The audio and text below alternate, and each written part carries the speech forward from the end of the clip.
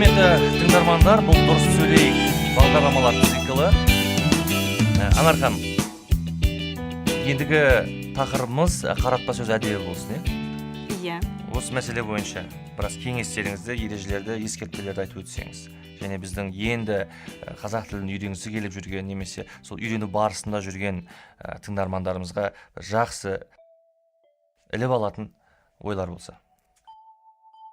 Енді бұл, мысалы, тіл үйренушілерге күнделікті өмірінде міндетті түрде қаратпа сөзді қолдануға тура келеді. Өйткені қаратпа сөзсіз сен өзің тыңдарманыңды өзіңе қалай қарата аласың? Аты айтып тұрғандай, сөзіңді, арнаған кісіңді өзіңе қарата алмайсың ғой қаратпа сөзсіз. Сондықтан бұны білген аса маңызды. Бірақ бір өкініштісі енді қазақы қаратпалардан қол үзіп бара жатқан сияқтымыз. Мынау күнделікті тұрмыстық аяда қаратпалардың өзінің бір ерекшелігі бар қолданылатын. Мысалы, әбден бір-бірімен жұбы жарасып, бір-біріне әбден үйреніп алған ерлі-зайыптылар өзара достарының арасында отырғанда, құрбы-құрдасының арасында отырғанда бір-біріне ей шал кемпір деп сөйлейді. Жап жас болса да шал кемпір дейді. Бұндай қаратпаның орны бөлек енді. Бірақ та ресми қатынаста екеуі, мысалы, салтанатты бір ресми жиында отырып бір-біріне шал кемпір десе, онда дұрыс болмай қалады. Сондықтан осы жағында ескеру керек. Сосын қазақы қаратпаның бір қызық жағы бар. Мысалы, адамның толық атын айтпайды. Адамның азан шақырып қойған атын айтпайды, оны еркелеткен аттарын айтатын тұрмыстық қатынаста. Мысалы, одан көп мысалдар келтіруге болады. Мысалы, Шоқанның аты Мұхаммед Ханафия, оны еркелетіп, шоқиып отырады екен. Шоқиып бір жерге отырып, мүмкін сол кітап оқып отыратын бекен, сол Шоқан деп кеткен.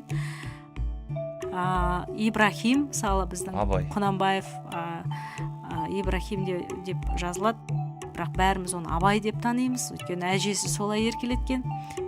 Міне сөйтіп кеткен, Сәкен, Мәкен, Шәкен деген бұлардың бәрі қаратпалар. Бірақ бұлар ономастикалық жүйемізге еніп, кісі есімдеріне айналып кеткен.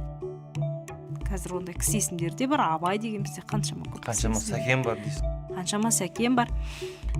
Бұл енді қазақы қаратпа. Одан кейін қазақы қаратпаның бір енді қызық болатын шығар тіл үйренушілер үшін, мүмкін кейін өмірінде жандандырып соны қолданатын да шығар.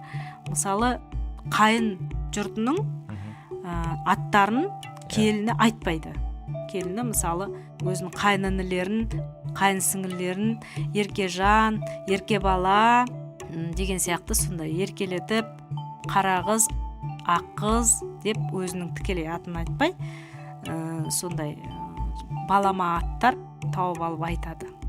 Бұл да біздің мәдениетіміздің көрсеткіші, қаратпалар арқылы көрініп тұрған мәдениетіміз. Енді ресми қаратпаларға көшейік. Бұның бәрі бейресми қаратпа. Ресми қаратпалардың барлығында мен тіл үйренушілерге ескертіп қатты айтатыным, қазақ тілінде барлық ресми қаратпалар туыстық атауларға негізделеді. Мысалы, көшеде танымайтын ер адамды көрсе, орыстар мужчина деп айтады. Қазақтар олай айтпайды. Оның жасына қарайды. Егер ол үлкен кісі болса, аға дейді. Өзінен кішірек болса інім дейді, және деп өзіне теліп алады, менің інім деп. Досым дейтіндер. Досым деп те ер азаматтар бір-бірін қатарлас көріп қалса, достым деп айтады, досым деп айтады, бауырым деп айтады. Қарап отырсаңыз, бұның бәрі туыстық атаулар. Осыны ұмытпаған абзал.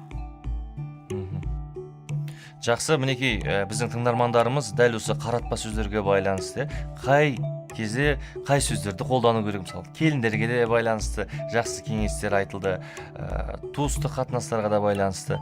Бұның барлығын біздің тыңдармандарымыз ескереді деген ойдамыз. Рахмет сізге, Анархан.